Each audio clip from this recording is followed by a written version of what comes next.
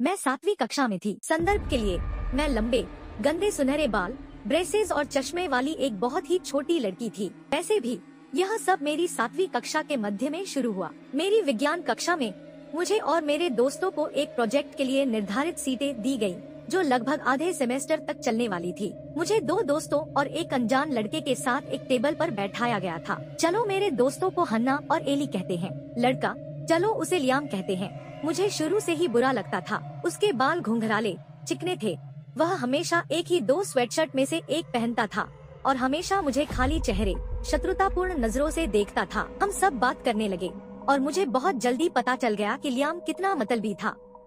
वह हम तीनों की किसी भी चीज और हर चीज का अपमान करता था। मिडिल स्कूल की लड़कियों के रूप में हम उस पर सीधा हमला करती।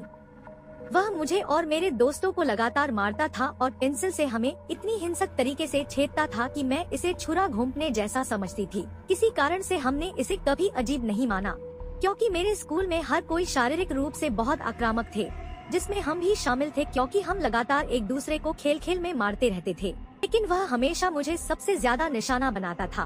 मैं अपनी सामाजिक अध्ययन कक्षा में भी उसके बगल में बैठती थी। वह हमेशा अपने चेहरे पर बड़ी मुस्कान के साथ हमें सबसे अच्छे दोस्त कहता था। यह हमेशा मुझे बुरा लगता था।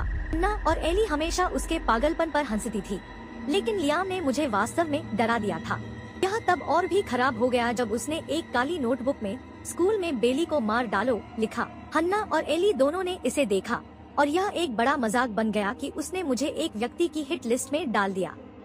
हालांकि यह मुझे बहुत डराता था, लेकिन मैंने ऐसा व्यवहार किया जैसे यह मजेदार हो, क्योंकि लियाम इसके बारे में बहुत बेपरवाह था। मुझे और भी ज्यादा डर इस बात से लगा कि मुझे लगभग पक्का यकीन है कि मैंने अपने नाम के ठीक बगल में एक सेक्शन देखा था जिसका शीर्षक था प्लान।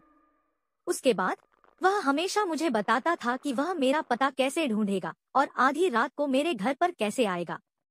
वह मुझे अपने घर पर मौजूद बंदूकों के बारे में बताता था और हमेशा की तरह मेरे दोस्त बस इस पर हंसते थे। मुझे नहीं पता कि मैंने किसी और को क्यों नहीं बताया। मुझे लगता है कि मैं नहीं चाहती थी कि हर कोई मेरा मजाक उड़ाए, अगर यह सब सिर्फ एक हानिरहित मजाक था। लेकिन एक दिन कुछ ऐसा हुआ जिसे मैं कभी नहीं भूलूंगी।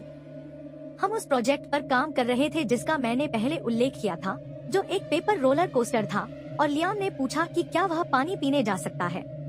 उसके जाने के बाद मुझे लगा कि मुझे बाथरूम जाना चाहिए।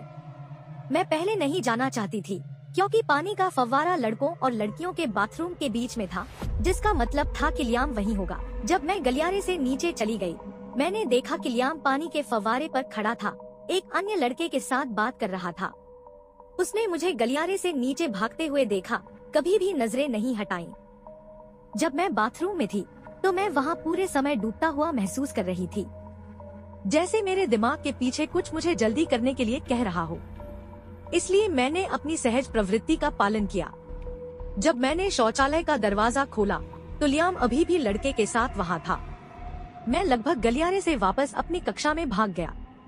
मैं कक्षा के दरवाजे के खुलने का इंतजार करते हुए उसकी नजरों को महसूस कर सकती थी। लगभग 1 मिनट बाद वह कक्षा में चला गया और सीधे हमारी मेज पर आया और मेरे बगल में झुक गया, और उसने जो कहा वह मुझे हमेशा के लिए सिहरन पैदा कर देगा।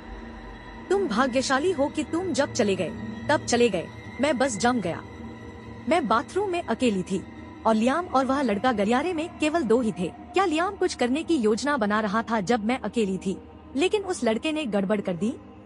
मुझे कभी पता नहीं चलेगा, क्योंकि ऐसा कुछ फिर कभी नहीं हुआ।